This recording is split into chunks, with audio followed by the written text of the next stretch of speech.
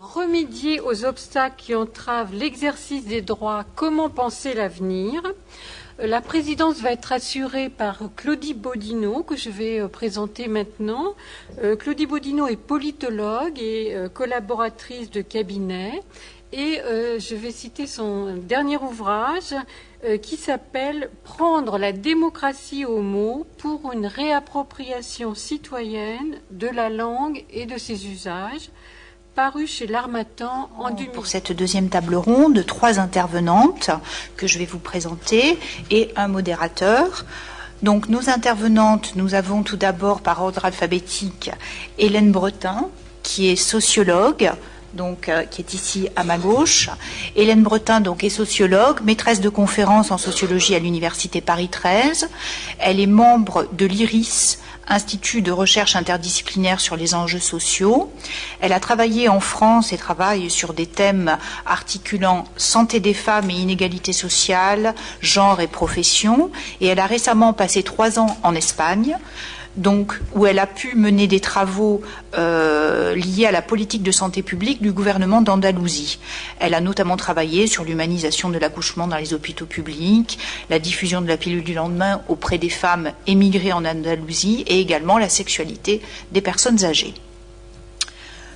La deuxième intervenante est Danielle Bousquet, donc à ma droite. Donc Danielle Bousquet est députée, c'est une femme politique donc, mais qui place son engagement associatif au sein du planning familial avant son engagement politique, c'est-à-dire en quelque sorte elle met son engagement associatif à l'origine de son engagement politique. Elle est donc actuellement vice-présidente de l'Assemblée nationale, vice-présidente de la délégation parlementaire aux droits des femmes et à l'égalité des chances de l'Assemblée nationale, et elle a été rapporteure de la loi sur la contraception d'urgence, ainsi que rapporteure pour la délégation aux droits des femmes de la loi de 2000 sur l'IVG. Nous avons enfin Eliane Perrin, donc à ma droite, qui est sociologue. Elle est professeure à la Haute École de Santé de Genève. Elle est aussi chargée de recherche et d'enseignement à la clinique d'accueil d'urgence et de liaison psychiatrique. Cela fait plus de 25 ans qu'elle travaille sur le corps, la sexualité, la contraception et l'avortement. Et elle mène ses recherches dans des lieux où la santé est un enjeu, où la santé s'enseigne, puisqu'elle enseigne auprès des personnes qui préparent des concours de médecins et des concours de profession paramédicale. Elle a récemment écrit un article qui fait le point sur la situation en Suisse, sur le contrôle de la fécondité, l'avortement et la contraception. Donc voici pour nos 3 intervenantes. Et comme lors de la première table ronde, donc nous aurons un modérateur qui est Mathieu Arbogast, donc à ma droite. Donc Mathieu est membre du conseil d'orientation de l'Institut Émilie du Châtelet. C'est un militant féministe depuis 1995. Il a été vice-président des Chiennes de Garde et il est leur représentant au collectif national pour les droits des femmes. On a vu un état des lieux en première partie. Pour cette deuxième table ronde, on va partir de ce socle, de ces constats et ces analyses pour envisager l'avenir de manière active et concrète. Donc un balancement bilan-perspective. Pour cette deuxième table ronde, on a choisi l'intitulé « Remédier aux obstacles qui entravent l'exercice des droits ». En l'interrogation, comment penser l'avenir? Ce qu'on va voir en 3 temps, le comment, le quoi et avec qui. Et je vais adresser la première question en premier lieu à Hélène Bretin, avant que les autres intervenantes y répondent. Donc, dans un premier temps, quels moyens envisager pour accéder à une réelle égalité des droits?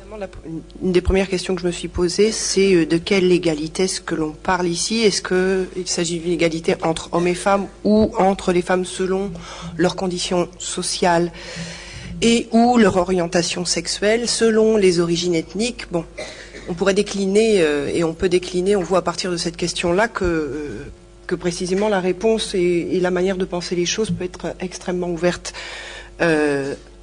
par ailleurs, dans un cas comme dans l'autre, en tant que sociologue, j'ai envie de dire que la question de l'égalité n'existe pas. Ce qui peut exister, c'est un aplanissement, une évolution de certaines inégalités sociales ou de différences dans, par exemple, l'accès à la contraception ou à l'avortement, pour reprendre ces deux thèmes-là, ou encore des déplacements des inégalités, et on reviendra là-dessus, mais c'est à peu près tout. Enfin, l'éradication des inégalités et l'existence d'une égalité, pour moi, est vraiment une question, quoi.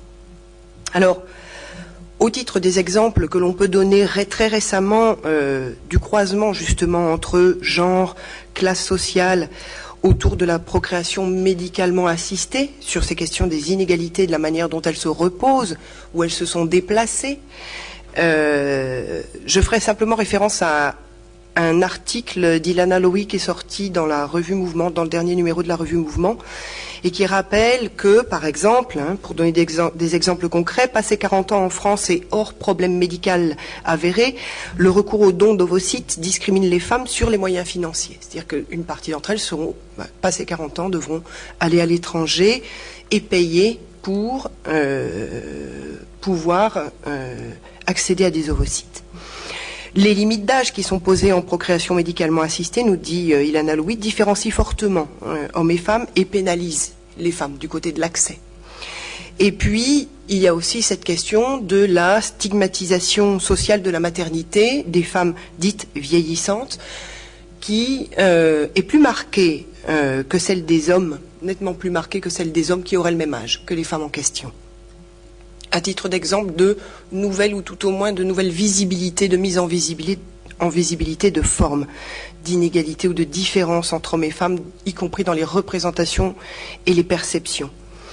Alors, qu'est-ce qui pourrait contribuer à réduire les inégalités? Sur ce point-là, je veux simplement revenir très vite sur une expérience menée en Espagne très récemment, puisque j'ai eu l'occasion de participer à des travaux où le gouvernement et la branche santé publique du gouvernement andalou s'interrogeaient sur une meilleure accessibilité des femmes à la pilule du lendemain.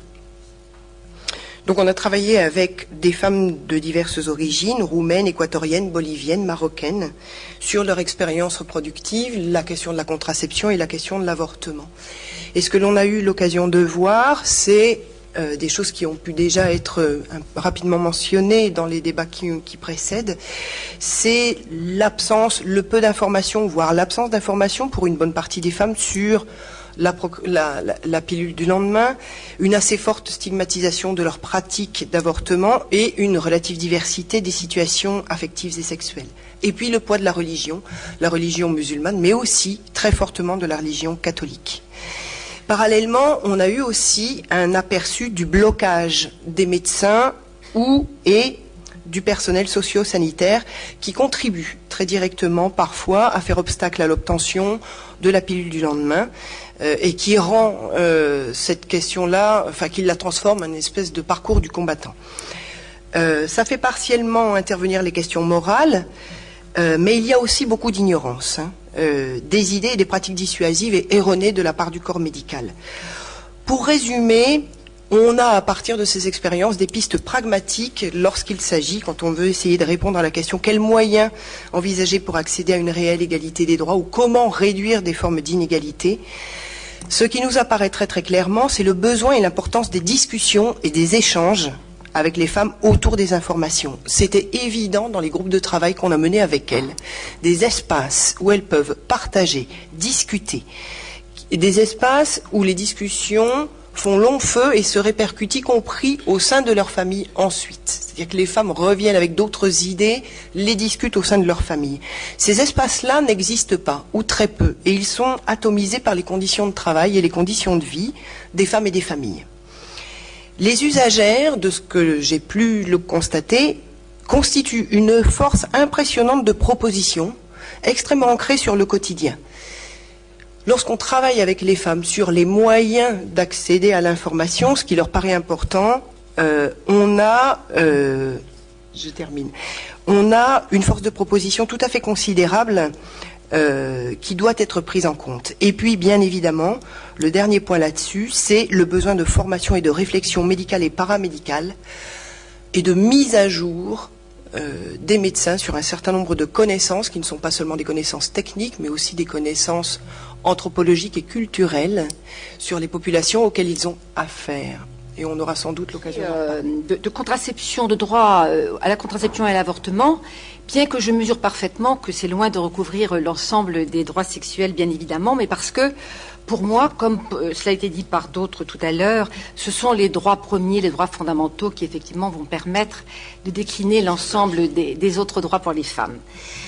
Pour autant, donc, ce droit fondamental à disposer de son corps, qui a été acquis en France par les lois de 67, 74, 79 et 2000, qui sont d'abord contraception, puis avortement et amélioration des délais sur l'accès à l'avortement, ne sont pas encore des droits qui sont garantis à égalité pour toute la population française quant à leur exercice.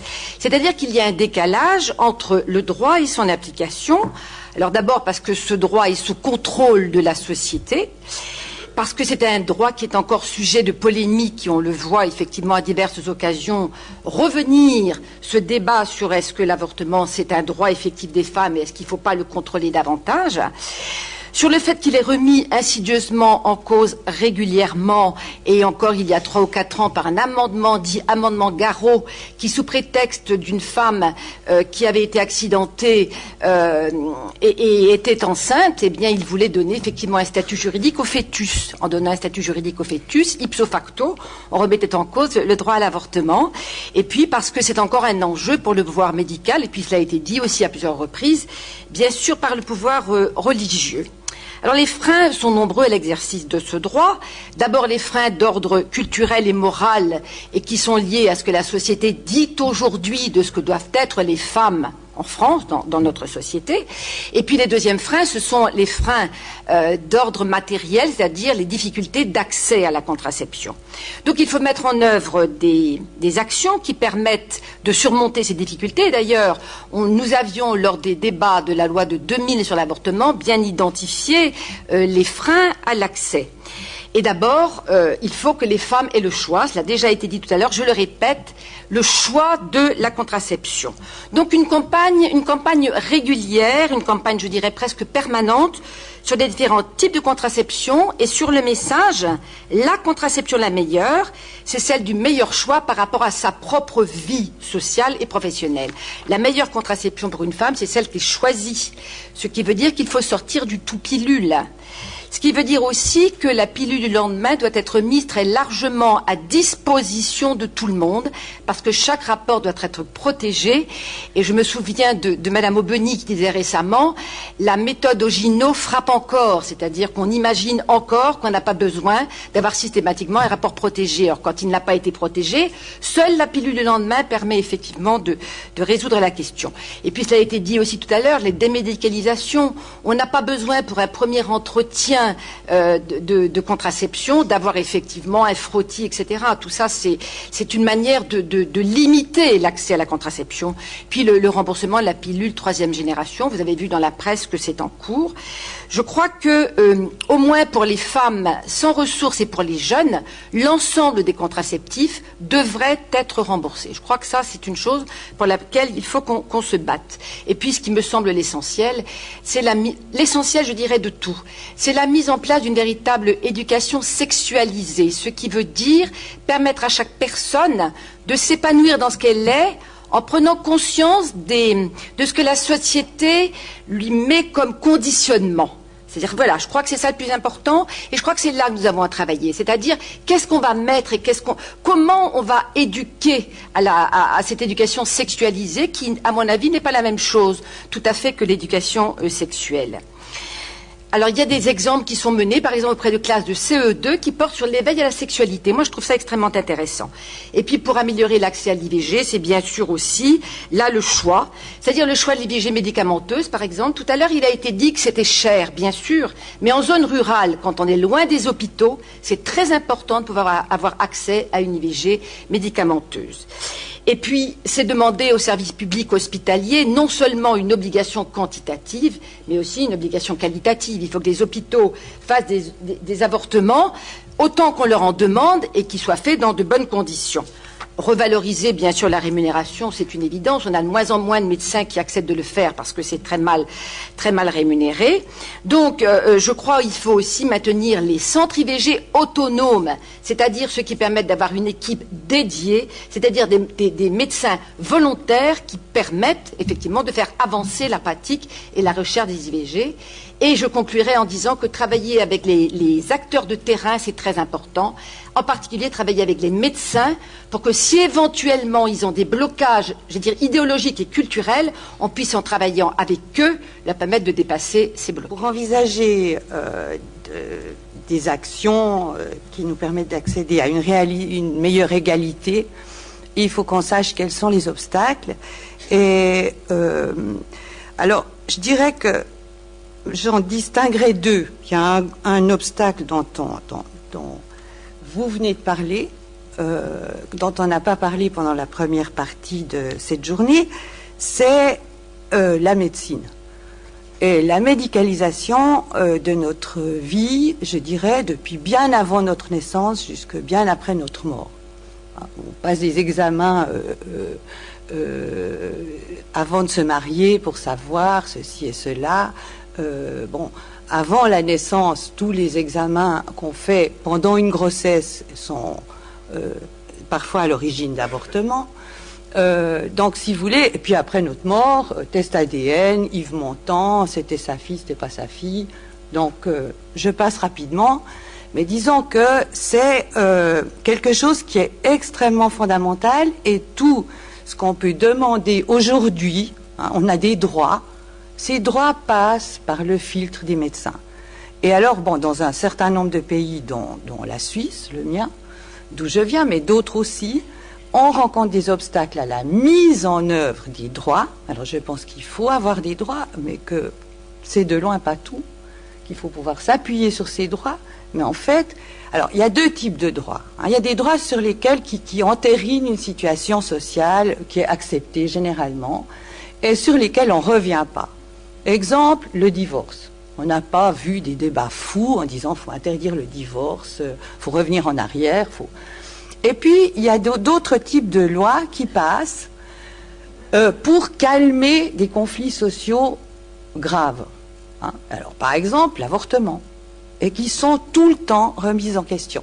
Alors, il n'y a pas que l'avortement. Ce qui est intéressant, je pense, c'est que c'est tous les droits qui portent sur la vie et la mort. Ça peut être l'assistance au suicide, ça peut être les procréations médicalement assistées. Tout ce qui a rapport avec la vie et la mort est produit des lois, parce que c'est des enjeux de société extrêmement violents et sur lesquels il y a des grands désaccords et des grosses ruptures sociales. Et ces droits sont... quand une loi passe, on essaye de calmer les choses. Mais ça les calme pendant un certain temps et ça revient. Alors l'avortement, évidemment, c'est caractéristique et en Suisse, comme vous le savez peut-être, on vote tout le temps, c'est-à-dire qu'un certain nombre de citoyens décident de signer une feuille. Quand on a le nombre de signatures, le peuple revote. Donc on a les pro-life. Alors évidemment, ça a un avantage par rapport aux États-Unis où on tue des médecins parce qu'ils font des avortements. Chez nous, on ne tue pas de médecins, mais on vote tout le temps. Et alors, on a des campagnes, des pro-life, qui sont extrêmement violentes, qui, jusqu'à présent, ont échoué, mais elles vont revenir, ça on peut en être sûr. Et ces campagnes, même quand les pro-life perdent, au moment où on vote, ils n'ont pas la majorité, une fois de plus. Et ce qu'on analyse et ce qu'on étudie, et comme sociologue, c'est ce que j'ai vu, mais alors sur le terrain, on a commencé une enquête sur l'avortement avant que la Confédération décide qu'on allait voter au mois d'octobre sur l'avortement, une initiative pour l'interdire. On interviewait les femmes, les pro-life ont placardé des affiches extrêmement violentes dans toutes les gares partout, avec un fric fou. Il y avait une fillette ravissante sur l'affiche, à croquer, avec à côté une poubelle exactement de la même hauteur que cette petite fille a croqué, eh ben, les femmes qu'on a interviewées à partir du début de cette campagne étaient abordées l'avortement, mais dans un état de culpabilité que vous pouvez imaginer. C'est-à-dire que même quand ça marche pas, ça marche. C'est que la culpabilité est entretenue. Et alors ça pose toute une série de questions parce que effectivement, il n'y a pas que la culpabilité, il y a le corps médical, les infirmières, les sages-femmes qui travaillent en gynécologie et qui sont fatalement, je dirais, ils ont choisi ce boulot, ils ont choisi de travailler en pédiatrie, en gynécologie, parce qu'ils aiment les enfants, donc ils sont natalistes et ils détestent les avortements, donc ils détestent faire des avortements et ils utilisent la clause de conscience pour refuser de faire des avortements. Faut-il les obliger?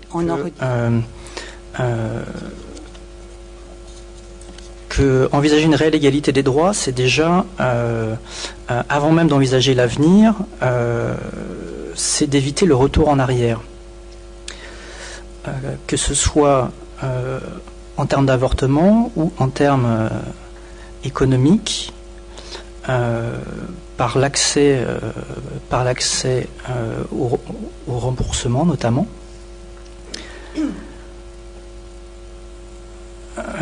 Et les pistes, donc elles sont notamment économiques, elles sont aussi du côté médical par rapport au milieu médical et à la déculpabilisation qui peut être portée par ces milieux. Et on doit aussi envisager des aspects sociaux comme la création d'espaces de discussion pour pouvoir s'approprier des thématiques. Et je voulais évoquer un dernier aspect, oui, qui est l'éducation, parce que ce que Daniel appelait le déconditionnement des jeunes. Question qu'on a formulée, comment penser de nouveaux droits? Ça reviendrait, je crois, fondamentalement à adopter une posture réflexive et critique sur le rapport aux normes sociales qui, en France, encadrent la procréation, la reproduction, le rôle que l'on fait tenir au droit et à la médecine dans cet univers.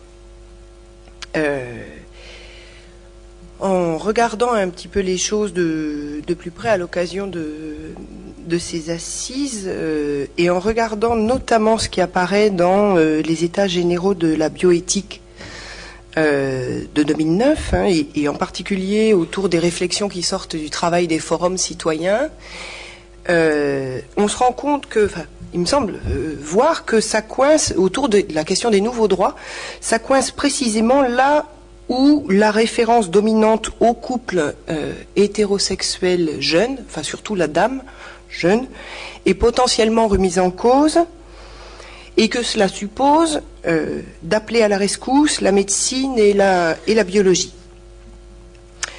À lire les débats en question, il ressort que l'intervention médicale ne devrait en procréation médicalement assistée, dans ce contexte-là, ne devrait donc tenir qu'à des critères médicaux, de manière à pouvoir réguler la demande sociale, la contrôler, la limiter. Et là, je trouve qu'il y a un paradoxe quand même assez intéressant et qui n'est pas nouveau, parce que en réalité, alors, on sort entre guillemets le parapluie du pathologique pour réguler la demande, alors qu'en réalité et en pratique, la médecine et les acteurs de santé sont des acteurs sociaux qui bien souvent sont posés et se posent parfois d'eux-mêmes en entrepreneurs de morale et qu'ils mobilisent des catégories morales en permanence ou quasiment, notamment autour des questions de la contraception. Le recours, quelques exemples, le recours à la pilule du lendemain comme révélateur d'une sexualité décontrôlée ou qui manque de contrôle.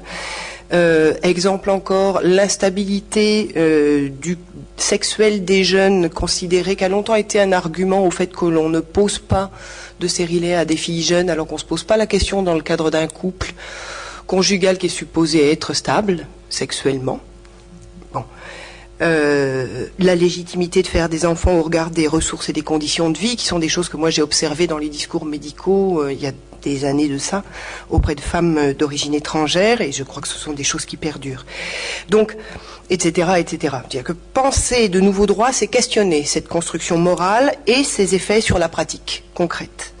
Et on vit dans un pays où l'intervention de l'État sur la reproduction est très marquée, qu'elle soit naturelle ou médicalement assistée. Et la profession médicale, en l'occurrence, en question, est un des relais des politiques en question.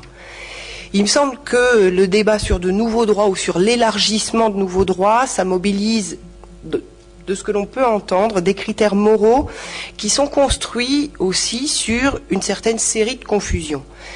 Quand il est question du recours à la PMA pour les mères célibataires, par exemple, on confond régulièrement, pour l'enfant à venir, célibat et isolement social, qui sont deux choses complètement différentes.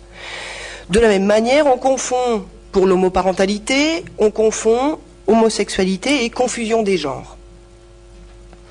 Ou encore, on confond liberté de disposer de son corps et mercantilisation.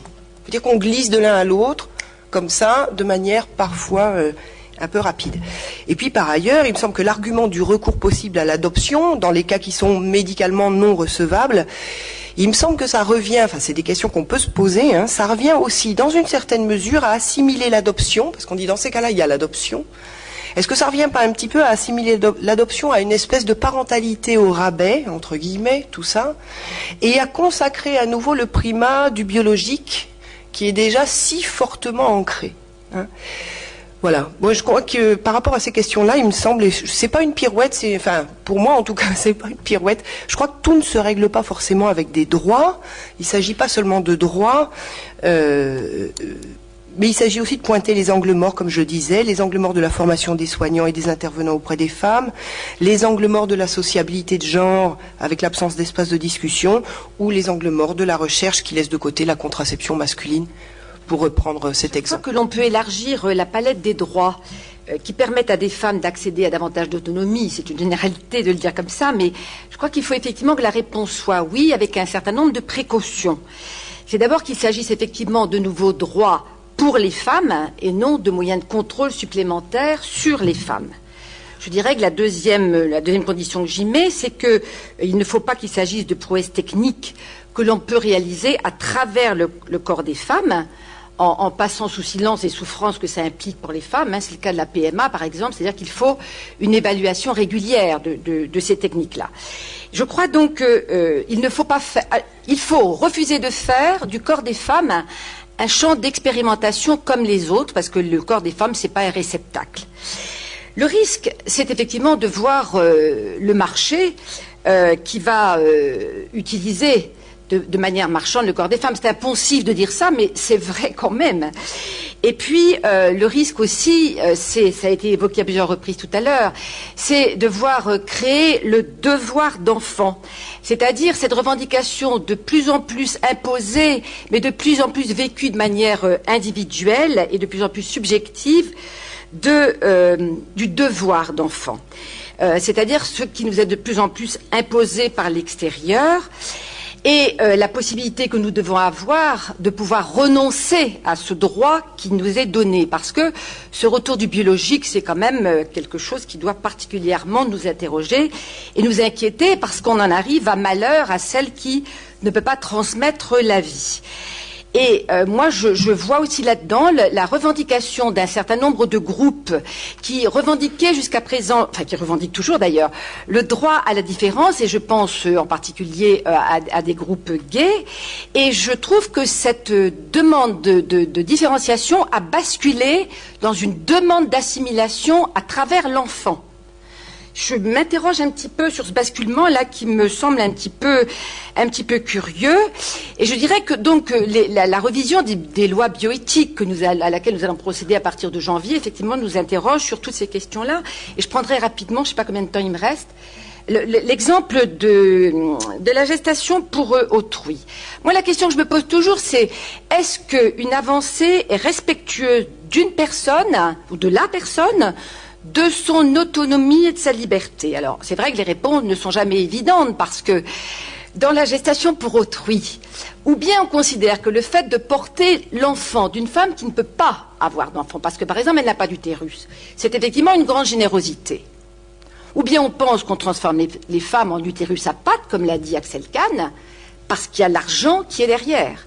Et moi la question que je me pose c'est, quand est-ce que les femmes du Nord pourront porter les enfants des femmes du Sud? Je pense qu'effectivement quand ça ce sera possible, peut-être pourra-t-on envisager que ça ne pose aucun problème. J'ai dit que notre corps appartenait à la médecine et effectivement, nos droits dépendent des institutions médicales pour que ces droits soient appliqués. L'autre point, c'est on multiplie les droits. Hein. Bon, le droit à l'enfant, le droit à avoir des enfants, le droit au logement, il n'y a pas de logement, c'est la même chose, il n'y a pas de logement. Ça nous fait une belle jambe d'avoir un droit au logement. Donc il faut, on multiplie tous ces droits du fœtus, les droits des hommes, pourquoi pas, hein, les droits des femmes, les droits des hommes, les droits des enfants. Comment on fait dans cette jungle où ces droits souvent s'opposent? On peut pas appliquer tous les droits en même temps. Si une femme veut pas faire un enfant, que l'homme désire cet enfant. Les hommes, il y a un mouvement en Suisse et en France aussi, parce qu'il y a un monsieur de Grenoble qui est venu dire qu'il fallait l'autorisation des hommes pour avorter. Hein, parce qu'après tout, c'est quand même son spermatozoïde. Donc bon. Donc, si vous voulez, la multiplication des droits me paraît pas franchement une bonne idée en tant que telle. Hein. En revanche, la discussion sur la signification, le sens que ça a, est une chose des plus importantes. Alors je pense que, et je reprendrai votre proposition du début, c'est-à-dire je pense que c'est très très important de mener toutes sortes de débats. Il faut arriver à relancer la discussion. Alors la discussion publique, officielle, autour de l'avortement, de la contraception et de la pilule le lendemain, il faut la relancer, en tout cas sur un thème que Nathalie Bajos rappelle tout le temps et qui me paraît des plus importants, c'est que les femmes qui avortent sont aussi celles qui font des enfants. C'est les mêmes. Il n'y a pas d'un côté des femmes qui détestent les enfants et qui sont des salopes et qui avortent, et puis de l'autre côté des femmes qui sont formidables et qui font des enfants. C'est les mêmes femmes. Donc ça, il faut peut-être le rappeler. Je pense que c'est basique, mais c'est tellement important de casser ces images-là et de casser ces représentations. Alors ça, il faut le faire. Deuxième chose, effectivement, il faut agir sur les milieux médicaux, dans la formation des médecins. Il n'y a pas que l'éducation sexuelle des hommes et des femmes à l'école, mais il faut agir dans les écoles d'infirmières, de sages-femmes, en faculté de médecine, de manière à avoir des débats là-dessus, parce que c'est quand même... Ou alors faire ce qui se produit. Parce que quand la clause de conscience se met ou le fait qu'il n'y a pas de place, hein, il n'y a plus de place pour un avortement, etc., qu'est-ce qui se passe? Eh bien, les femmes vont sur Internet, commandent la pilule médicamenteuse, et se font un avortement par Internet, reçoivent la pilule dans les 2 jours, et puis font suivent le mode d'emploi. Puis tout d'un coup, elles paniquent et elles vont chez le médecin parce qu'elles disent « j'ai pas bien compris, j'ai un peu mal au ventre, maintenant je dois prendre la 2e, et qu'est-ce qui va se passer ?» Et puis il faut contrôler. Alors tout d'un coup, elles s'aperçoivent qu'il faut contrôler parce qu'il y a quand même 5% d'échecs et la grossesse continue. Donc elles vont chez le médecin a posteriori. Alors peut-être que les choses vont échapper à la médecine. Je veux dire, si les médecins bougent pas, la pilule du lendemain, il faut qu'elle puisse être disponible ailleurs que dans un cabinet médical avec une consultation médicale. C'est d'une lourdeur extraordinaire. Mais ça contribue à rendre coupable et à faire que c'est un acte très, très, très, très grave. Ça, tout est fait pour nous faire comprendre ça. En revanche, faire un enfant, c'est pas grave. Vous voyez, on a une gamine à Zurich qui est enceinte à 14 ans, qui a dit qu'elle gardait l'enfant. On en a fait une héroïne nationale. Tous les gratuits étaient remplis de cette gamine, alors qu'une même gamine qui, 14 ans, demande un avortement, elle est vue par un psychiatre, mais pas celle qui garde l'enfant. Donc, voyez, qu'est-ce que ça veut dire? Qu'est-ce qu'on véhicule? Ça, il faut absolument qu'on arrive à modifier des choses de ce genre. Et je pense qu'il faut des campagnes et des débats. C'est indispensable. Je ne vois pas d'autre issue. Une forme de consensus pour ne pas fétichiser le vote de droit nouveau, qui ne serait pas une solution à tout pour l'avenir, et qu'il y a un énorme travail à faire sur les représentations. Mais pas seulement les représentations auprès du grand public, mais en grande partie auprès des professions médicales, pour éviter qu'elles soient, comme aujourd'hui trop souvent, des auxiliaires de la morale traditionnelle, et donc un frein à l'obtention de nouveaux droits. Donc en fait, alors que la question était sur les nouveaux droits et la question de l'avenir, on s'aperçoit qu'on a du mal à aller très vite de l'avant parce qu'on est tout le temps forcé de lutter contre des courants contraires. On élargit le cadre de cette réflexion au niveau international en se demandant ces droits, ces nouveaux droits à construire et à garantir, ces droits doivent-ils être laissés au seul ressort des États-nations? Doit-on attendre certaines directives ou recommandations de la part d'entités supranationales, organisations internationales ou Union européenne? Regardez la diversité des situations, même à l'échelle européenne, et les inégalités entre certains pays, on a envie de dire qu'il ne faut pas laisser ça aux États-nations, parfois. Ou plutôt à certains d'entre eux. Et puis en même temps, au moment même où on peut penser ça, on peut se dire que là, il y a quand même derrière ça une espèce de droit d'ingérence qui paraît très quasiment légitime au titre du droit des femmes, mais qui est pour le coup parfaitement discutable. D'un autre côté, faut pas se leurrer, l'inscription d'un droit dans des textes nationaux, voire relayés par les grandes instances internationales, ne garantit pas, mais ça on l'a déjà dit tout à l'heure, ne garantit pas son application pratique. Moi, c'est des exemples que j'ai vus pour avoir travaillé sur cette question de la pilule du lendemain et d'interroger des femmes et de voir ce qui se passait en Équateur, en Bolivie, etc. C'est approuvé par la Constitution, les normes de santé publique, les normes en planification familiale l'autorisent. Après, en ce qui concerne l'accès, c'est une autre paire de manches. Alors, vous évoquiez au départ, dans le texte de proposition, dans l'orientation des questions, la mise en œuvre de la clause de l'européenne la plus favorisée. L'idée peut sembler intéressante d'un bouquet de droits européens, des lois les plus avancées déjà existantes. C'est une espèce de nivellement. L'idée serait effectivement celle d'un nivellement juridique par le haut. Bon, outre que moi je m'interroge, mais sans aucune compétence juridique, sur les modalités pratiques de mise en place, je m'interroge aussi sur le fait que, je pense que c'est important de rappeler que les droits sont inséparables des contextes socio-historiques dans lesquels ils s'inscrivent. C'est-à-dire que le modèle idéal, voire idéalisé, qu'on a toutes et tous, plus ou moins en tête parfois, la Suède, les Pays-Bas, ça renvoie quand même à des réalités, des histoires, des temporalités spécifiques, des approches peut-être différentes, des rapports de genre, des cultures, on peut dire ça aussi. Et il me semble que la référence justement aux droits et à l'exercice des droits dépasse largement les cadres juridiques et on est bien au-delà de l'idée d'une transposition mécanique des droits en question d'un contexte à l'autre, au risque de leur faire perdre leur sens quand ils sont plaqués sur un contexte dans lequel ils n'ont pas vraiment d'enracinement. Alors ça ne veut pas dire que je prône un espèce de repli frileux sur chacun son propre univers, mais je crois que ce qui compte, c'est ce qui importe, il me semble déjà, c'est d'avoir des références autres sur lesquelles s'appuyer. Ça oui, pour penser des transpositions, des façons de voir justement. Alors le fameux article de Lowy montrait qu'en Grande-Bretagne, il semble qu'il y ait un contrôle possible sur une éventuelle dérive mercantile du don d'ovules par des systèmes d'échange qui se fait là-bas. Elle cite aussi l'exemple de l'âge des femmes en Israël, sur l'âge des femmes bénéficiaires des dons d'ovules en question.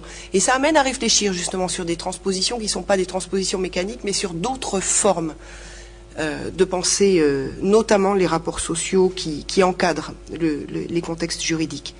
Et puis, autre point important, alors on a toujours tendance à regarder là où ça se passe le mieux, où on pense que ça se passe le mieux. Et moi, je me dis, à partir de ce que j'ai vu, je suis pas sûre qu'il faille toujours regarder, enfin, c'est aussi rudement intéressant de regarder là où ça se passe pas bien, ou là où ça ne se passe pas, où il y a des difficultés. Parce que c'est aussi dans des pays où les droits sont battus en brèche et où les réalités sont difficiles que l'on trouve des groupes et des initiatives de formes de résistance, en quelque sorte, qui sont ingénieuses, qui sont inattendues, qui sont originales, courageuses, ancrées dans le quotidien d'une manière extrêmement pragmatique et qui sont payantes, à petite échelle peut-être, mais qui avancent autrement plus vite qu'un certain nombre de tergiversations, il me semble. Donc, moi, le site du consortium latino-américain sur la pilule du lendemain est impressionnant. Enfin, les outils Internet qui sont développés dans ces contextes-là sont impressionnants.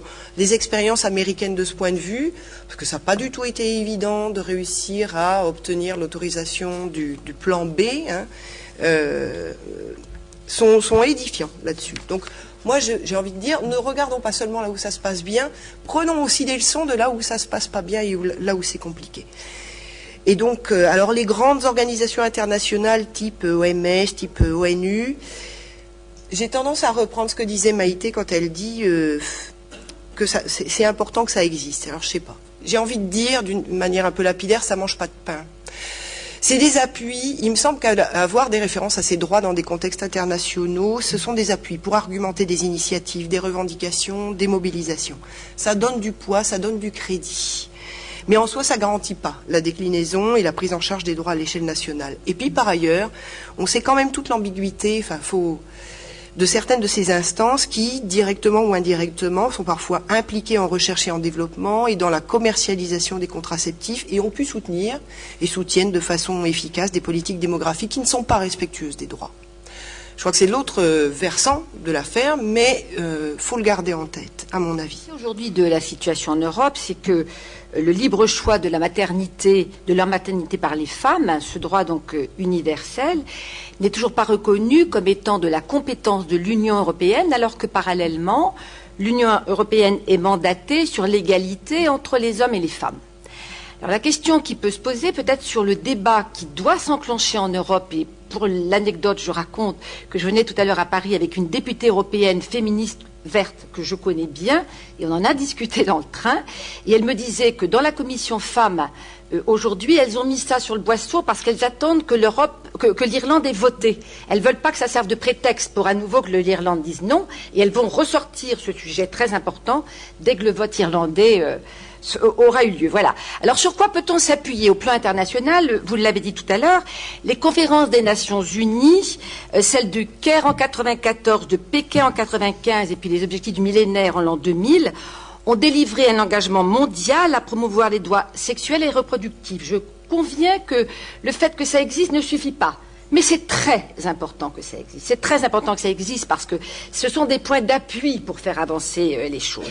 Et ces engagements-là ont été régulièrement renouvelés, donc puisque encore le 16 juin 2009, ces textes ont réaffirmé les droits des femmes.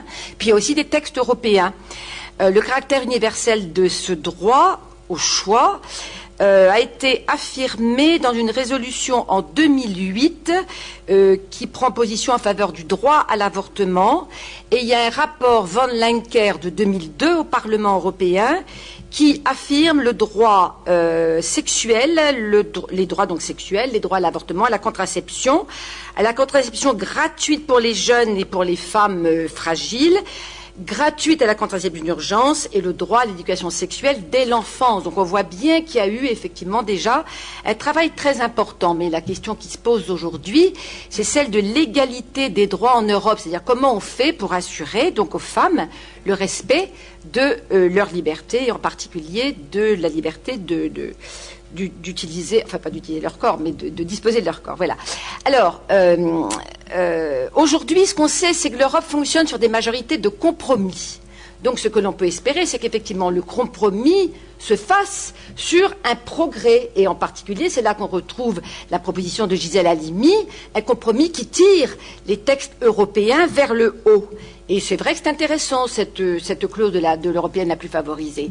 Mais il ne faut pas oublier les rapports de force qui existent au sein du Parlement européen. On ne sait pas encore exactement aujourd'hui, même si on connaît les rapports de force politiques, mais on ne sait pas exactement où en sont les anti-choix et les pro-vie. On sait qu'ils sont très actifs, on ne sait pas exactement où ils en sont. Mais on sait aussi qu'il y a un président qui est polonais, ce qui n'est pas très bon signe, mais aussi parallèlement que la nouvelle présidente de la Commission des droits des femmes qui est élue est suédoise et qu'elle s'est toujours largement engagée en faveur des droits des femmes, du droit à l'avortement et à la contraception. Donc voilà, on est face à un rapport de force. L'Europe a les textes, a les fondements. Maintenant, il faut que ce rapport de force politique qui permette de faire avancer. Si ce n'est pas dans l'Europe, mais quand même, elle est juste au milieu. Et on a signé plein d'accords, donc, sauf sur les banques. Mais sinon, on est dans tout. Schengen, ça circule, il n'y a plus de douane, enfin c'est pareil. Hein. Mais puis l'argent, on a quand même nos billets de banque. Bon. Ceci dit, ce qui est intéressant, c'est que, au fond, quand il y a des inégalités entre pays, ça crée des tensions. Alors en Suisse, on vit une tension extrêmement forte parce que l'Italie a, pour l'instant, très anti-avortement et en particulier a interdit l'avortement médicamenteux. Donc toutes les femmes du nord de l'Italie qui veulent faire un avortement médicamenteux arrivent au Tessin et remplissent l'unique hôpital de Lugano, qui remplit à son tour les journaux et le débat des anti-avortements, qui disent que maintenant notre hôpital de Lugano est devenu une usine à avorter les Italiennes. Donc voilà, vous avez le racisme, la xénophobie, enfin tout d'un coup, l'anti-avortement, pleine page, première de couverture. Mais en même temps, ça, en Italie, ça crée du débat et du sérieux débat. Alors, d'un côté, on va dire ça, c'est-à-dire qu'il y a des tensions du côté de la Pologne ou de l'Irlande. Il y a des tensions. Je suis allée parler de l'avortement en Irlande. Je peux vous dire qu'on a été très très mal reçus dans un congrès de gynécologie. Mais voilà, n'empêche que les tensions sont là. Et ça débat.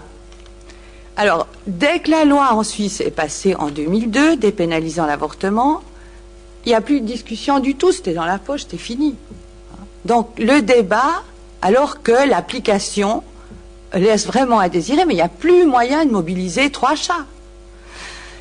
Ce qui du point de vue pratique, me met dans une position ambivalente vis-à-vis de cette question. C'est-à-dire, est-ce qu'il faut légiférer par le sommet?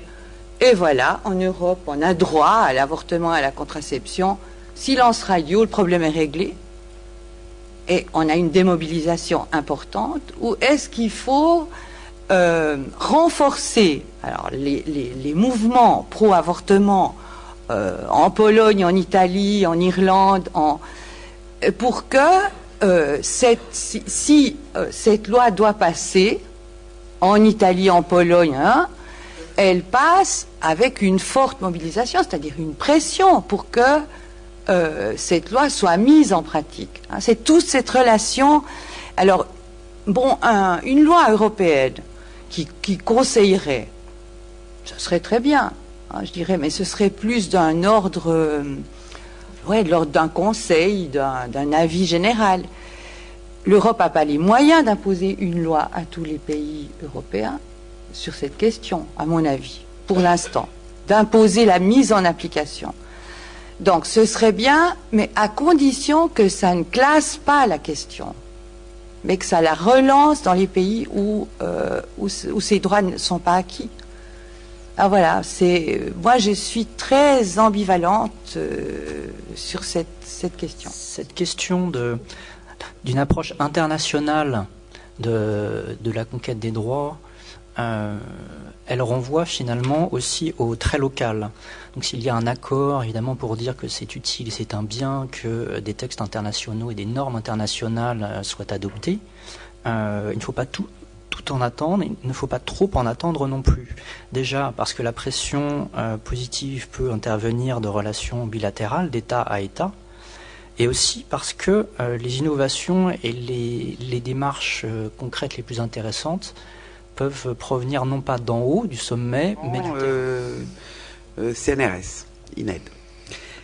C'est plutôt la présentation d'un exemple pour savoir ce que nos intervenants en pensent. Je pense aux travaux de Gail Feterson sur ce qu'elle a appelé l'avortement illégal sécurisé. C'est-à-dire quelque chose qui se passe dans la sphère Caraïbe et où dans la sphère Caraïbe, il y a des pays, des anciennes colonies anglaises, néerlandaises, françaises. Dans les anciennes colonies françaises, l'avortement est autorisé. Dans les anciennes colonies néerlandaises et anglaises, il est interdit. Mais les médecins néerlandais et anglais ont souvent été formés en Angleterre et aux Pays-Bas, où ils ont appris éventuellement la pratique de l'avortement. Et d'autre part, les femmes peuvent traverser la frontière ou aller d'une île à l'autre assez facilement. Donc, ce qu'ont mis en place les médecins, ce qu'observe Gail Feterson, c'est que les médecins ont mis en place une pratique de l'avortement parfaitement clandestine, mais tout à fait sûre médicalement. C'est-à-dire que les avortements sont faits dans la sécurité médicale, mais ils sont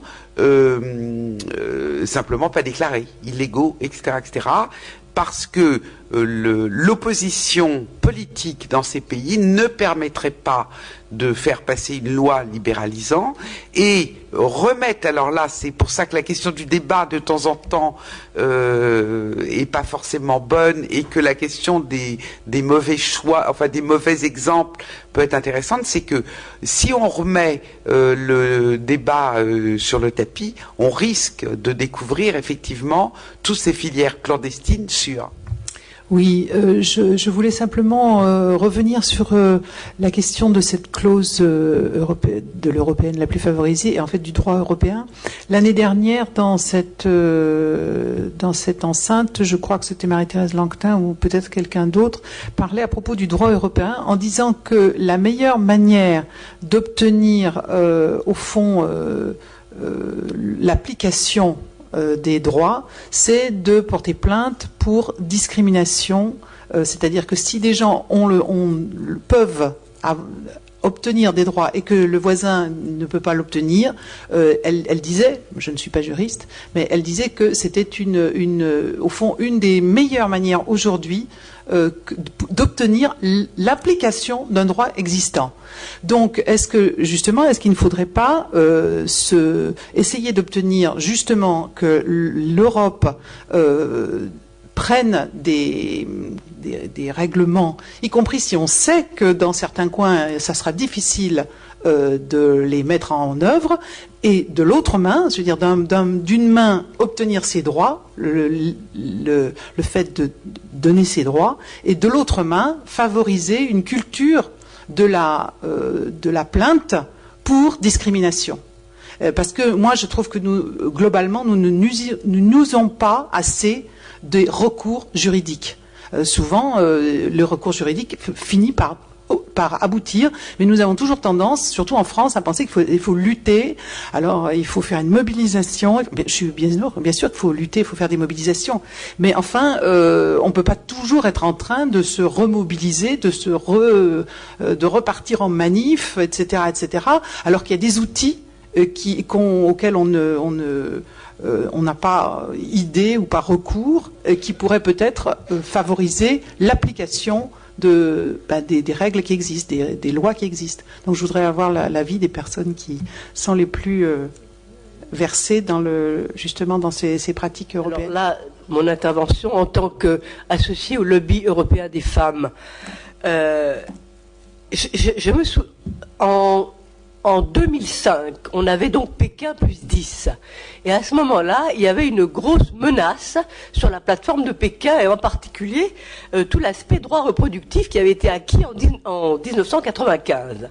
Alors ça a été assez extraordinaire parce qu'à ce moment-là, tous les pays européens ont fait un acte de solidarité pour s'opposer à un amendement que l'Amérique de Bush voulait à ce moment-là introduire.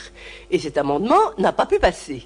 Alors ce qui est extraordinaire, c'est de voir que même la Pologne, Malte, l'Irlande se sont mis d'accord autour donc des autres pays européens pour adopter un point de vue commun qui consistait à défendre justement la plateforme de Pékin sur la partie droit reproductif. Je crois qu'il faut garder ça en tête. Ça fait partie des jalons que Madame la députée a évoqués pour aller vers une prise en compte par l'Union européenne des droits reproductifs. Ce que moi j'évoque, c'est un des jalons, elle en a évoqué d'autres. Et il me semble qu'il faut absolument se battre pour cela, pour cette prise en compte, pour qu'on ait une directive. Et comme vient de dire l'intervenante précédente, ensuite, on pourra toujours avoir recours si les droits ne sont pas appliqués. Mais il ne faut certainement pas partir battu au départ. N'oublions pas quand même qu'au niveau de l'Union européenne, on a réussi à adopter que l'abolition de la peine de mort pour tous les pays membres de l'Union européenne. C'est quand même important. On l'impose à la Turquie quand la Turquie veut entrer dans l'Union européenne. Donc on doit avoir une certaine ambition au niveau de l'Union européenne dans ce qu'on veut et dans ce qu'on demande. Qui portait sur l'avortement clandestin dans la Caraïbe. Moi, je suis pas du tout sûre que il faille c'est toujours la même alternative.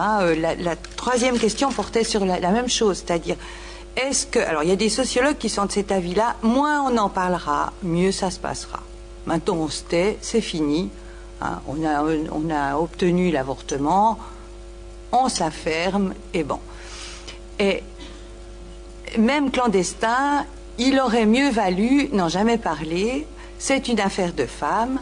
Moins ça fait de vagues, moins on a de problèmes, et mieux on peut le faire. Bon, moi, je peux pas être vraiment d'accord avec ça. Alors, c'est pas, je vois pas pourquoi, si on en parle, ça mettrait en danger les filières clandestines sécurisées. On doit pouvoir en parler en protégeant ces filières. C'est ce qui a été fait en France. Les avortements n'ont pas cessé pendant la bataille. Moi, je pense qu'on ne va pas avancer en disant rien, en faisant semblant que ça n'existe pas et que tout va bien. Je pense aussi que c'est important de savoir combien il y a d'avortements, d'arriver à avoir des éléments statistiques, ce qui dément tous les arguments de tous les anti-avortements depuis le début. On libéralise l'avortement, il va y en avoir des milliers. Pas du tout. C'est pas du tout ce qui s'est passé. Les statistiques ont continué à descendre avec la contraception, les nouvelles, la pilule du lendemain, etc. Les statistiques en Suisse descendent d'avortement. Donc, je sais pas, je pense pas qu'il faille avoir une politique du silence. Je pense pas qu'il faille avoir non plus une politique qui ruine le peu que ces femmes ont. Donc ça, voilà. Mais ensuite, bon, donc je pense qu'il faut conserver une position qui n'est pas défensive, c'est-à-dire se taire, ni offensive au sens où on aurait des positions guerrières. Alors, je réponds en même temps à l'autre question là, que vous posez, on ne peut pas être mobilisé tout le temps. Je pense qu'il y a eu des actions. Il y a eu le bateau, ça c'était un truc formidable. Le bateau où on pouvait faire des avortements et qui a approché des côtes de l'Irlande, et puis qui ensuite, moi j'étais au Portugal où l'avortement était interdit, au moment où le bateau longeait les côtes portugaises, et il y avait une organisation où on amenait des femmes pour avorter sur le bateau. Ça c'est formidable parce que ça coûte pas très cher. On n'est pas obligé de se mobiliser tous les 2 jours dans la rue et d'affronter les flics et les matraques. Et c'est médiatique. Ça a un impact extrêmement fort. Et je pense qu'il faut qu'on utilise quelque chose d'autre. On ne va pas refaire 68. C'est pas la peine d'y penser.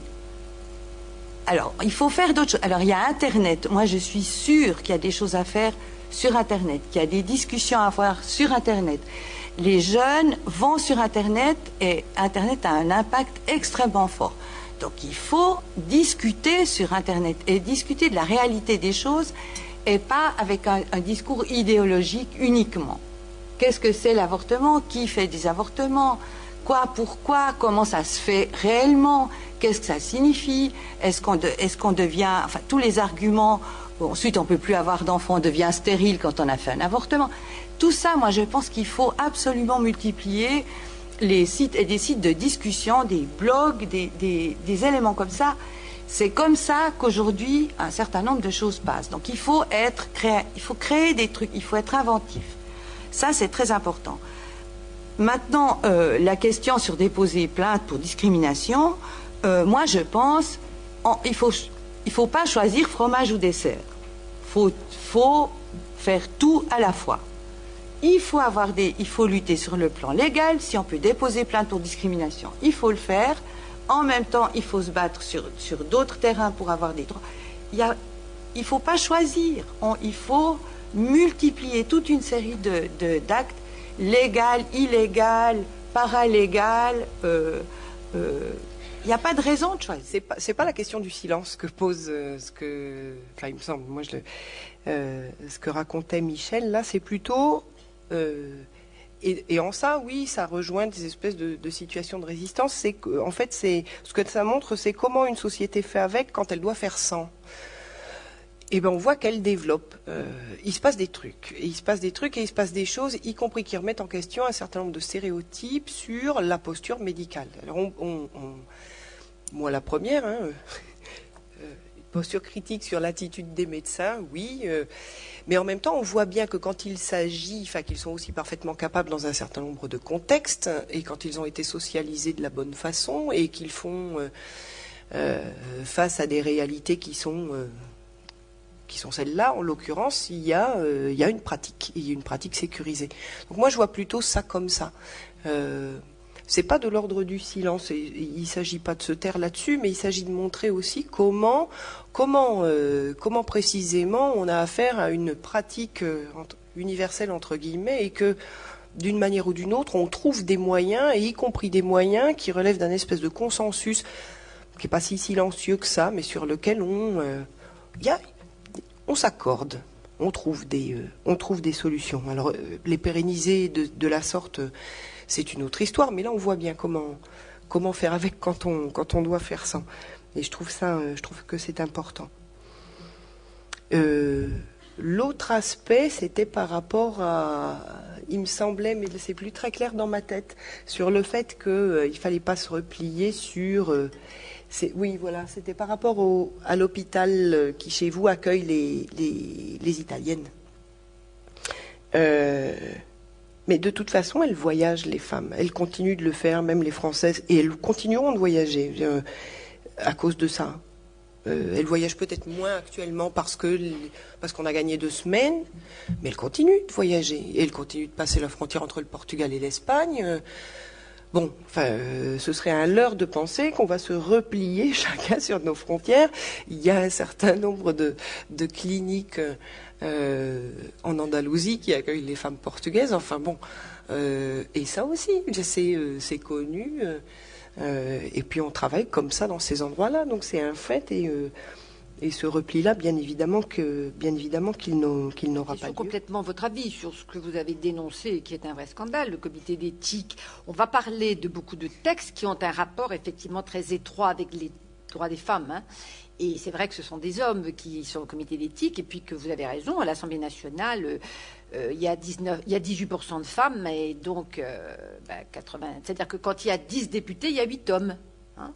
Voilà. Tous les 10 députés, il y a 8 hommes. C'est ça que ça veut dire. Donc vous imaginez bien, effectivement, vous avez raison de dire les choses comme ça. Je voudrais revenir sur ce que vous disiez sur la possibilité d'aller en justice pour discrimination. Au Nicaragua, il y a eu un jugement qui a été rendu très récemment.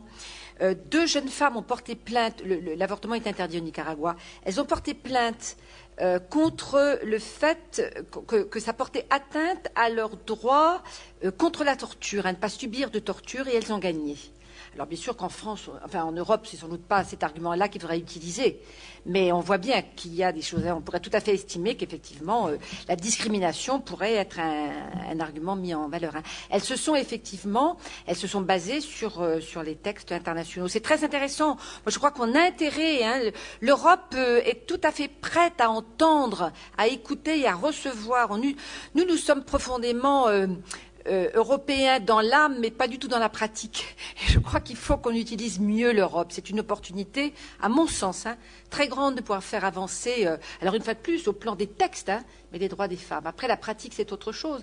Mais vous savez bien que quand l'Europe adopte une directive, les pays sont obligés de transposer la directive, c'est-à-dire d'écrire dans leurs droits à eux la loi européenne.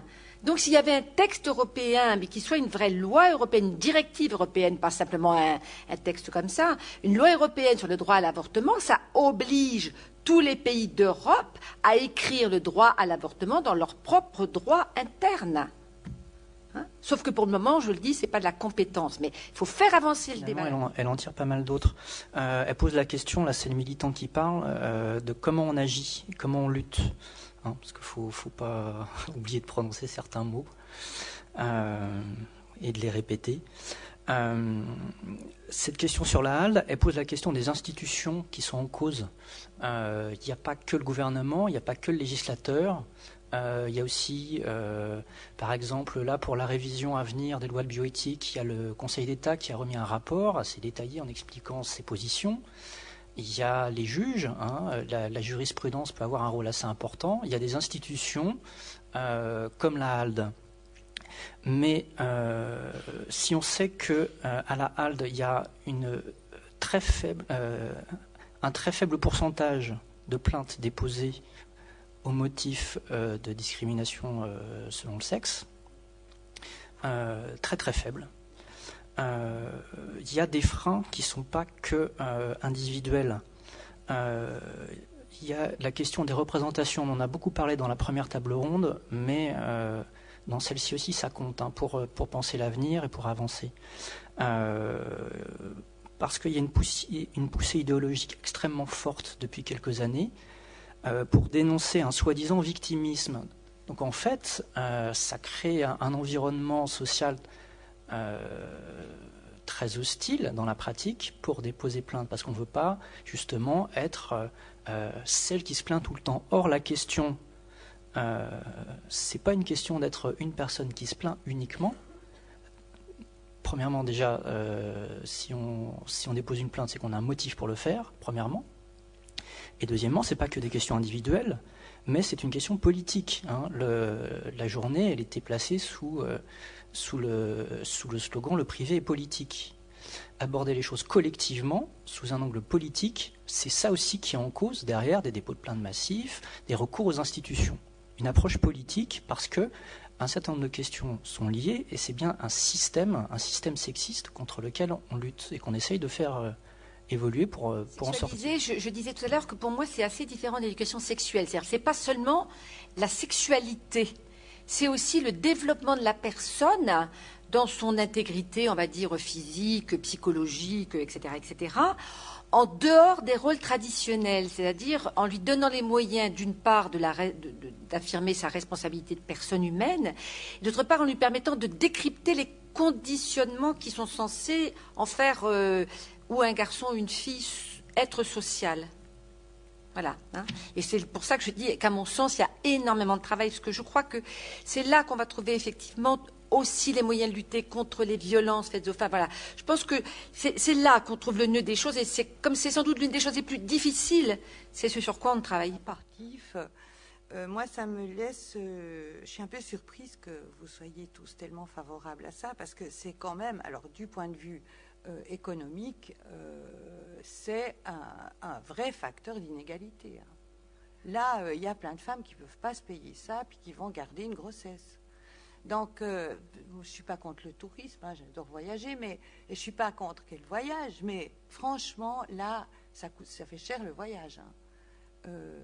Bon, donc, à mon avis, je sais alors qu'il y a du tourisme, en particulier, y compris en Suisse, parce que les femmes donc décident de l'avortement jusqu'à 12 semaines, mais après 12 semaines, alors c'est de nouveau les médecins qui décident, et je peux vous dire qu'ils ont serré la vis. Avant, ils décidaient de tout. Maintenant, jusqu'à 12 semaines, ils ont perdu le pouvoir. Mais alors, au-delà des 12 semaines, c'est devenu beaucoup plus difficile d'avorter. Donc, les femmes vont ailleurs, voyagent. Ça, on le... Et bon, donc, Moi, je ne sais pas du tout si la sécurité sociale rembourse un avortement en Espagne. Il faudrait peut-être se battre pour ça, après tout pour que la Sécu paye les voyages. Donc là, il y aurait sûrement une réaction.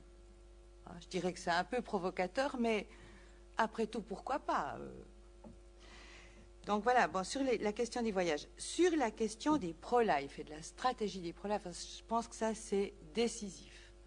Et effectivement, il faut qu'on travaille sur cette question. Alors, on est si vous voulez, du point de vue médical, on est vraiment embêté. La science et la médecine n'arrêtent pas de ramener l'âge auquel on peut conserver vivant un enfant. On est proche des délais de l'avortement. Voilà, grâce aux techniques. Donc là, c'est très embêtant. Et puis, on ne sait plus ni quand est-ce qu'on est mort. La définition de la mort physique est très relative. Est-ce que c'est l'encéphalogramme à plat? Est-ce que c'est on a des respirateurs, etc. Et quand on commence la vie, on a énormément de difficultés à définir quand commence la vie dans nos cultures.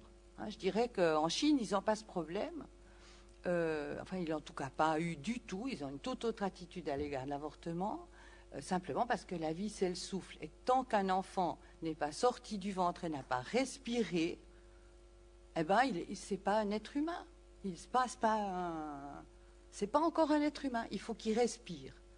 Nous, on a défini la vie par le cœur qui bat. Vous voyez, je veux dire, ça, c'est des éléments culturels, mais dont on a peu conscience, mais qui sont extrêmement puissants quand on réagit face à l'avortement. Alors, par exemple, on dit 12 semaines, c'est bien parce qu'on n'entend pas encore le cœur battre. J'ai lu ça dans des revues médicales qui disaient l'avortement jusqu'à 12 semaines, c'est formidable parce que le cœur bat pas encore. Oui, la vie, c'est le cœur. Et puis on meurt d'un arrêt du cœur. En Chine, on meurt d'un arrêt du souffle. Donc, il y a des choses comme ça. Le statut du fœtus, il faut en discuter. Et je pense qu'il faut trouver un statut pour le fœtus qui n'est ni une chose, parce que c'est pas une chose, ni une personne. Alors, il y a un médecin qui s'appelle Bessis, qui a sorti un livre, Bessis, je ne sais pas comment on le dit, son nom, BE2SIS, qui a sorti un livre qui travaille qui est un anesthésiste et qui travaille dans ce champ-là, qui prône le fait qu'il faut qu'il y ait un statut qui ne considère pas que c'est 3 cellules et que de la matière, que c'est une chose, mais c'est pas encore un être vivant autonome. Donc, il faut lui donner un statut, mais qui n'est pas celui des pro-life et qui ne fait pas d'un avortement un assassinat. Donc, c'est urgent et il faut une réponse à ça. On ne peut pas ne pas répondre à ça. On ne peut pas éviter ce qu'on a fait jusqu'à présent. Et ça, je pense que c'est vraiment capital. Alors voilà, je pense que, dernière question sur les réunions de parlementaires, citoyens et chercheurs. On a un organisme privé qui organise ça tous les 2 ans dans un château en Suisse, qui invite ces 3 parties. C'est toujours assez intéressant parce que les chercheurs tombent des nues. Quand tout d'un coup, comme nous, vous voyez, on vote sur tout, donc il y a toujours les petits amis des animaux, on fait des pétitions pour attaquer la médecine et l'expérimentation sur les animaux, et le peuple a interdit d'expérimenter sur les animaux. Les chercheurs tombaient des nues. Eux qui travaillent pour notre bien, voilà, qu'on leur interdit de chercher pour notre bien. Et donc il y a vraiment des contacts qu'il faut avoir, tellement ces 3... Et les parlementaires disaient aux chercheurs, dites-nous quoi faire, nous on doit voter sur des trucs médicaux que vous faites, on n'y comprend rien comment on fait des lois. Donc c'est assez intéressant. Et ça, je dois dire que c'est, à mon avis, c'est très indispensable, parce que entre les parlementaires qui font des lois, mais qui ont une difficulté monstrueuse à comprendre qu'est-ce que fricotent ces scientifiques vraiment, et les scientifiques, il y a très peu de relations, ils ne discutent pas ensemble, et puis les citoyens, ils comprennent ce qu'ils comprennent, puis ils aiment leurs animaux domestiques, et puis c'est tout. Puis voilà. Donc ça donne des choses extraordinaires. Il faut que ça circule, il faut que ça discute. Ça, je suis absolument d'accord avec vous. Et bon, pour l'instant, c'est très faible, je dirais. Nous, 1 fois tous les 2 ans, voilà. Est-ce que vous pourriez suggérer une façon peut-être de mettre ça en place, tout simplement? Ce qui est intéressant, vous avez en France une initiative très intéressante qui est l'Université de tous les savoirs, mais qui sont seulement de nouveau bipolaires. On a les scientifiques et c'est ouvert à la société civile. Il faut introduire les politiques.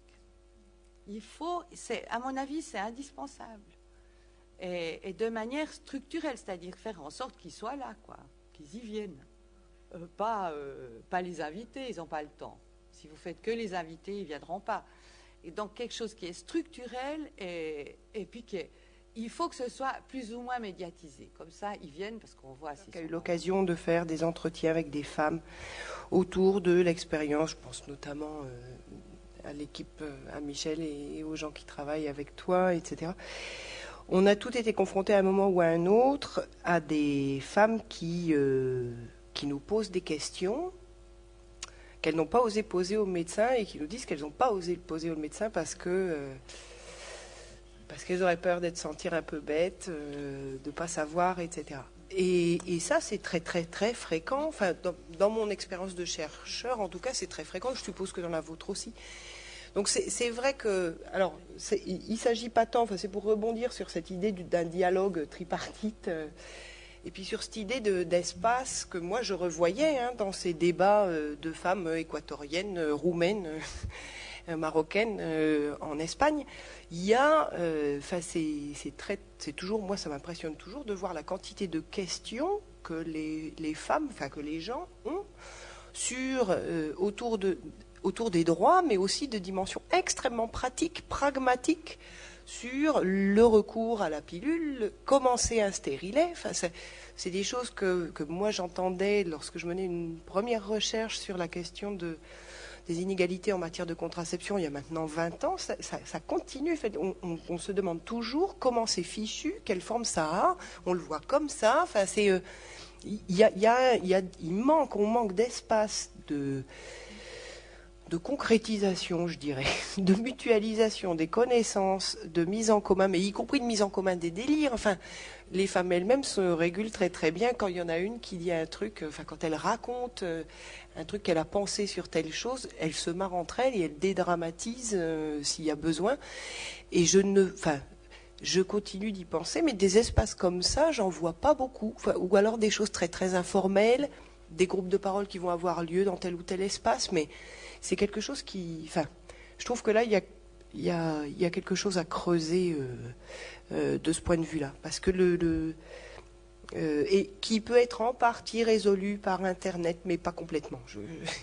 D'échanger et de se marrer autour de ce qu'on peut croire, des erreurs qu'on fait, etc. Je trouve ça très important. C'est des vrais outils d'apprentissage. Par rapport à la question de la profession médicale, il y a deux choses qui me viennent en tête en même temps. Du coup, ça bug un peu. Par rapport à la profession médicale, on est tous d'accord pour penser que là, il y a quelque chose d'assez fondamental. Moi, ce que j'ai remarqué et que je rappelais tout à l'heure, c'est que je pense qu'il faut vraiment pas penser les réticences du corps médical comme relevant systématiquement d'une posture morale. Je pense qu'il y a effectivement tout un tas de médecins et de jeunes médecins qui sont dans l'ignorance. Je pensais à ça par rapport à ce que vous évoquiez tout à l'heure. Je ne l'ai pas entendu sur la tribune, là, la confusion, pilule, mais elle existe. Et elle est utilisée par les médecins de manière parfois volontaire. En Espagne, par exemple, en Andalousie, si on va dans un centre de santé, on peut avoir accès gratuitement à la pilule du lendemain dans n'importe quel centre de santé et urgence hospitalière.